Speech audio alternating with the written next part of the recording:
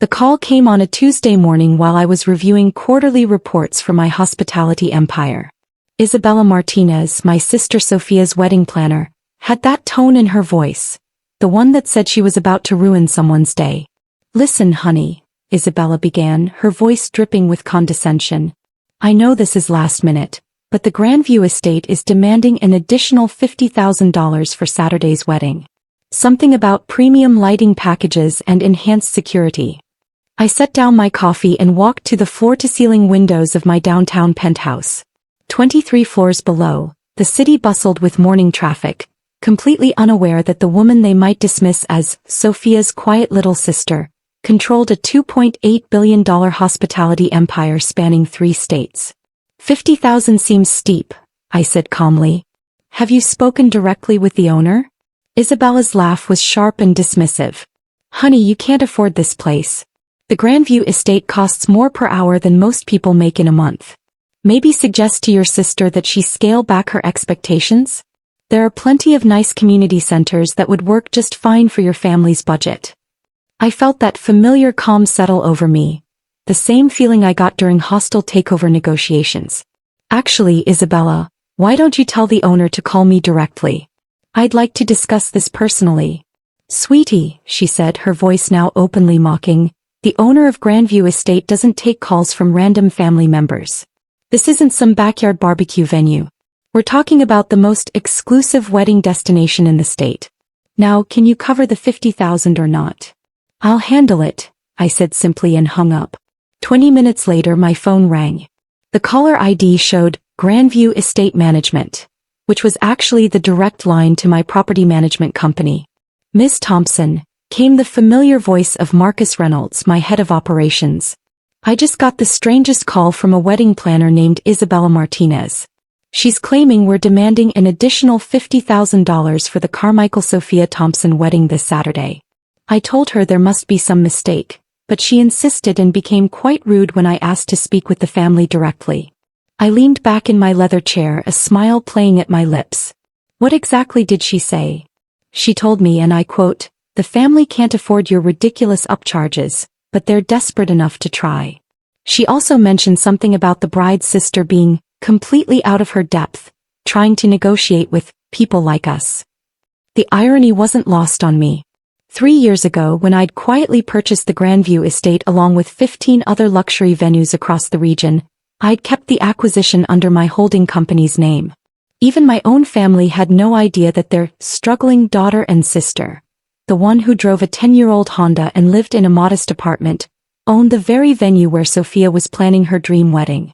"Marcus," I said, "please call Ms. Martinez back. Tell her that due to the confusion, we're implementing our premium conflict resolution protocol." "Which protocol would that be, Ms. Thompson?" "The one where we require all additional charges to be approved directly by the ownership group. Schedule a meeting for this afternoon at 2 p.m. And Marcus, make sure you mention that the owner will be attending personally." After hanging up, I called my sister. Sophia answered on the second ring, her voice tight with stress. "Emma, thank God. Isabella just called me freaking out about some additional costs. She says we need $50,000 more or they'll cancel the wedding. I don't know what to do. Mom and Dad already think we're overspending, and David's parents have been making comments about us being financially irresponsible." My heart ached hearing the worry in Sophia's voice. She'd been planning this wedding for 18 months, working double shifts at the marketing firm to save every penny. Meanwhile, our parents had made it clear they thought the Grandview estate was above our station, and that Sophia should have chosen something more practical. "Don't worry," I told her. "I'm handling it. Emma, you don't understand. This isn't like when we were kids and you'd give me your allowance money. $50,000 is real money. Isabella says the owner is some kind of billionaire who doesn't care about small clients like us. If only she knew. Trust me, sophomore. Your wedding is going to be perfect." At 1:45 p.m., I arrived at the Grandview estate in my Honda, parking next to Isabella's gleaming BMW and what I assumed was Sophia's car. The estate was one of my favorite properties, a restored 1920s mansion set on 40 acres of manicured gardens, with crystal chandeliers, marble floors and enough old-world elegance to make any bride feel like royalty. I found Isabella in the main ballroom, gesticulating wildly while talking on her phone. She wore a designer suit that probably cost more than most people's monthly rent, and her perfectly manicured nails clicked against her tablet as she spoke. "No, I don't care what the owner says," she was saying. "These people are clearly out of their league. Maybe we should suggest they find a venue more suited to their budget. I have 3 other weddings this month that could pay double." Sophia sat in one of the antique chairs, looking small and defeated. She'd worn her best dress, a simple navy blue number from Target that she'd bought specifically for wedding-related meetings. Her hands were folded in her lap and I could see she'd been crying. "Isabella," I called out, walking across the marble floor. She turned, her face immediately shifting to an expression of barely concealed annoyance. "You must be the sister. Listen, honey, we really need to discuss realistic options for your family. This venue might be a bit ambitious." "Actually," I said, checking my watch, "I'm here for the 2 p.m. meeting with the owner." Isabella's laugh was sharp.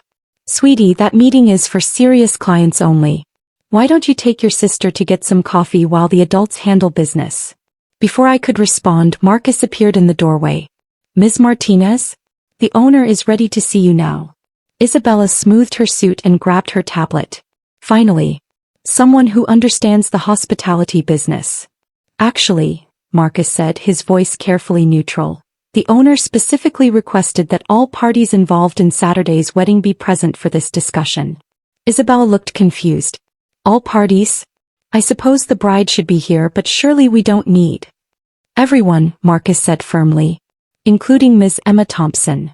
We followed Marcus to the estate's private office, a room I'd had restored to its original 1920s grandeur, complete with a massive oak desk, leather-bound books, and windows overlooking the garden where Sophia would be married in 4 days. Isabella took the chair across from the desk, her posture confident and businesslike. Sophia sat beside her, still looking nervous. I took the 3rd chair, noting how Isabella had positioned herself to literally turn her back to me.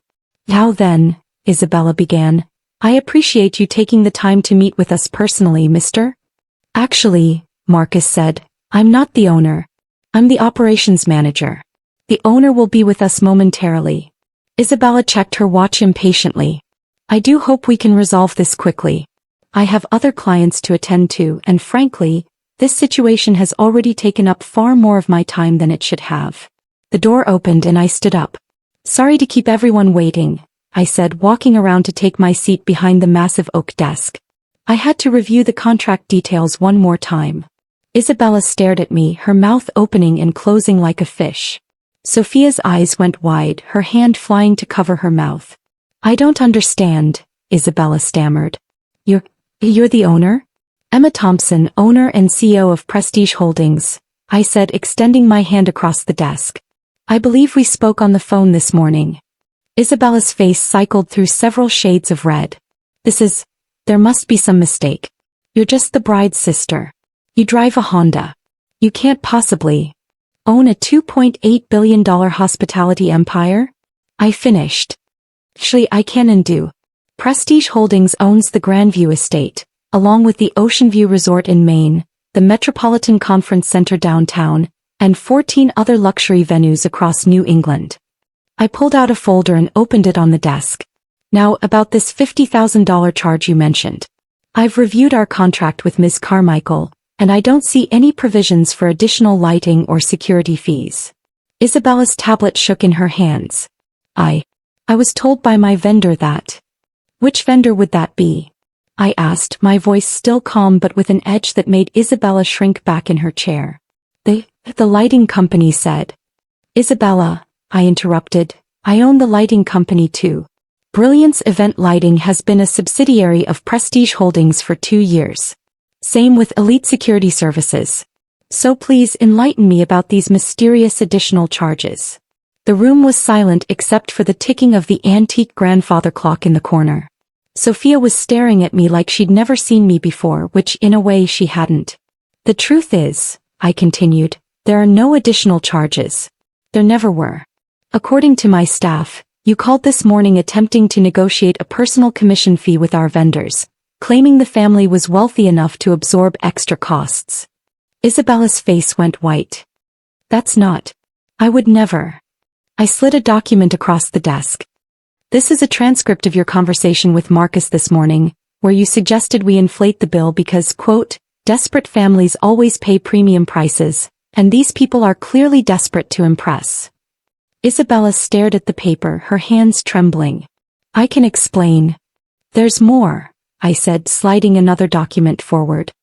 This is an email you sent to your assistant yesterday, discussing how to squeeze every penny out of the Thompson wedding, because the family was too unsophisticated to know better. Sophia gasped. Isabella looked like she might be sick. Now, I said, leaning back in my chair, let's discuss what's going to happen next. Isabella straightened up, apparently trying to salvage some dignity. Look, Miss Thompson, I think there's been a misunderstanding. I'm one of the most respected wedding planners in the state. I have connections with every major vendor, and I can make or break venues like this with my recommendations. I smiled. Isabella, I don't think you understand your position here. You attempted to defraud my sister. You tried to manipulate my vendors into inflating bills. And you've spent the last 3 weeks treating my family like we were beneath your notice. I was just trying to ensure the wedding met appropriate standards, she said weakly. By telling my sister yesterday that her dress was adequate for a family of your background, and suggesting she consider a cash bar because people like you typically can't afford open bars? Sophia's head snapped toward Isabella. You said that was industry standard advice.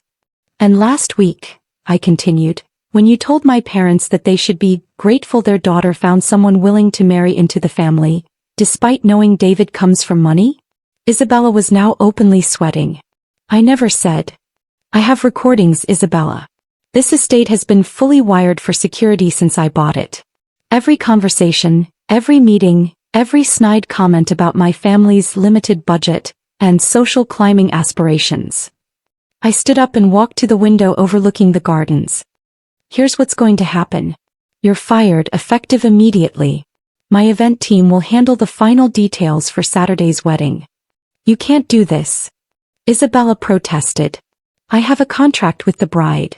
Actually, I said, turning back to face her, according to the contract you signed with my sister, all vendor relationships are subject to venue approval. As the venue owner, I'm exercising my right to remove vendors who don't meet our standards. Isabella turned to Sophia desperately. Sophia, please. This is your wedding. You can't let her destroy everything we've planned. My sister stood up slowly, her voice steady for the first time all afternoon. Everything we've planned? Isabella, you've spent 3 months making me feel like my wedding was an inconvenience to you. You've criticized every choice I've made, questioned every decision, and made me feel like I was lucky you were willing to work with our family at all. I was trying to help you reach for something better, Isabella said weakly.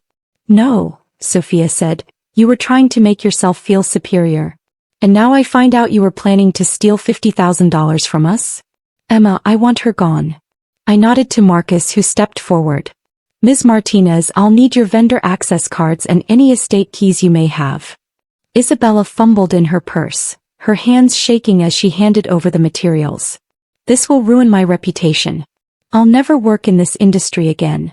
That's not my problem, I said simply. Though I should mention that I own or have partnerships with most of the major venues in New England. Word travels fast in the hospitality industry.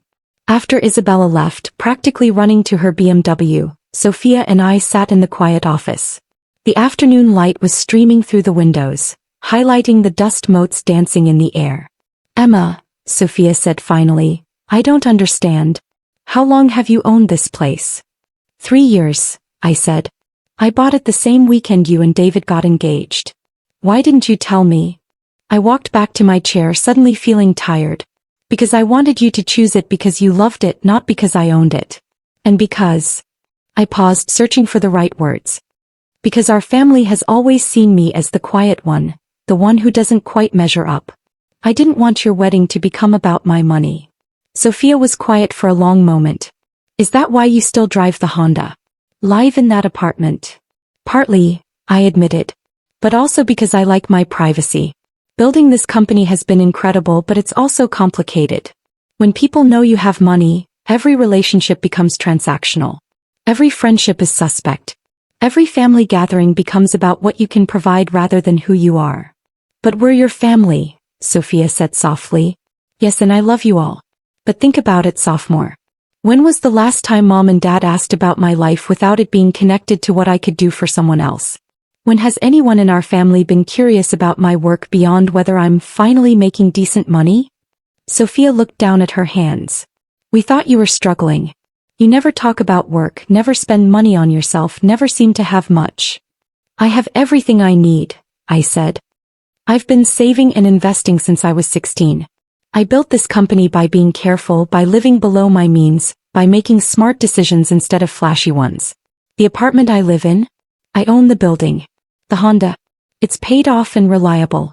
I don't need to prove my success to anyone. But Isabella was so horrible to us. She made me feel like we were charity cases. People like Isabella exist everywhere, I said. They judge based on appearances, on what car you drive or how much you spend on clothes. They can't see past their own shallow assumptions. Marcus knocked on the door and entered. Miss Thompson, I have the revised wedding timeline.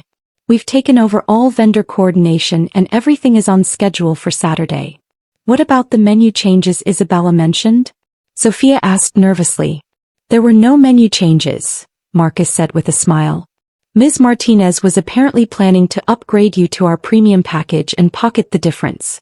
Your original choices were perfect.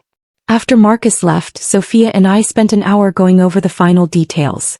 As we talked, I watched my sister transform from the nervous, uncertain woman who'd been sitting in this room an hour ago into the confident, excited bride she should have been all along. Emma, she said as we prepared to leave, I need to ask you something. Anything. The money mom and dad have been lending me for wedding expenses. That came from you, didn't it? I didn't answer immediately, which was answer enough. They don't have that kind of money, she continued. Dad's been stressed about retirement savings and mom keeps talking about needing to work longer than planned. But suddenly they had $20,000 to help with my wedding. Your wedding is important, I said simply. Emma, why do all this and let everyone think you're struggling? I looked around the office, at the restored woodwork and carefully chosen antiques, at the windows overlooking gardens where my sister would marry the man she loved in 4 days. Because this is what family should be, I said. Not transactions or obligations or keeping score. Just people who love each other enough to make each other's dreams come true. Sophia hugged me then, crying and laughing at the same time. I can't believe you did all this.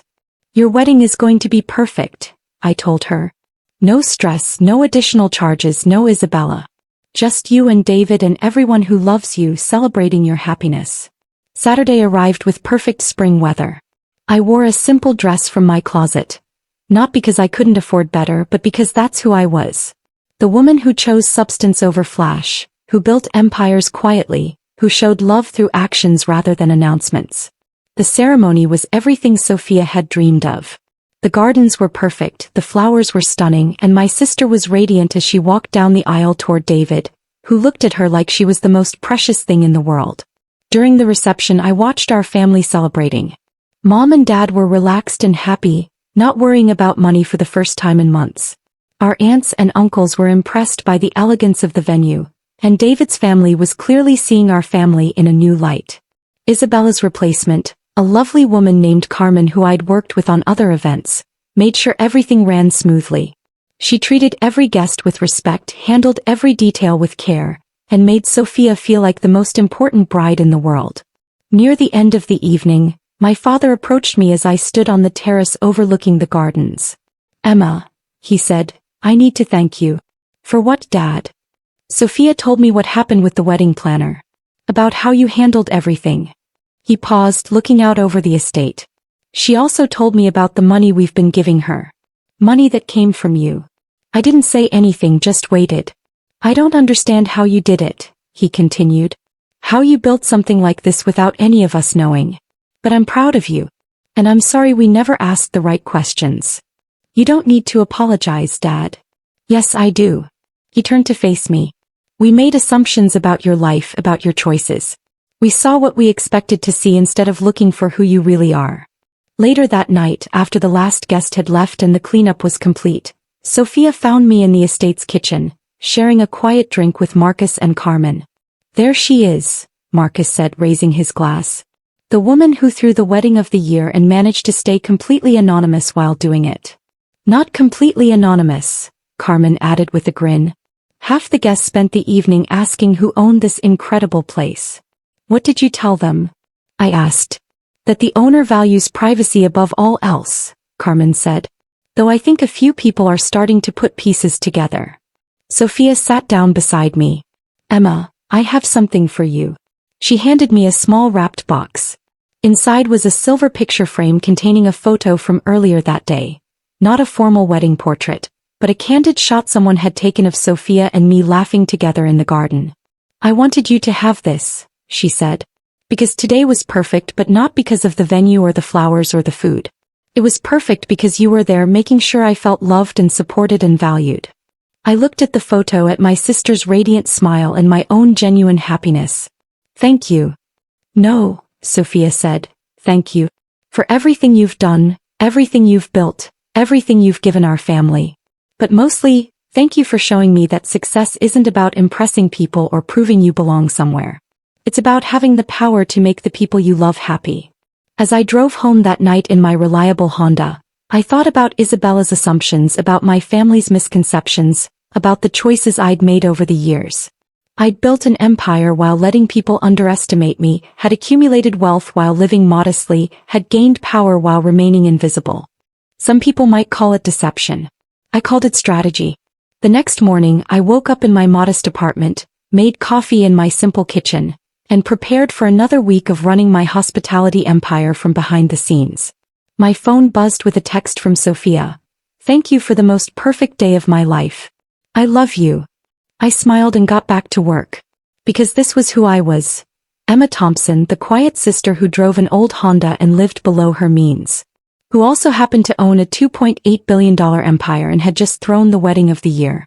Some secrets were worth keeping.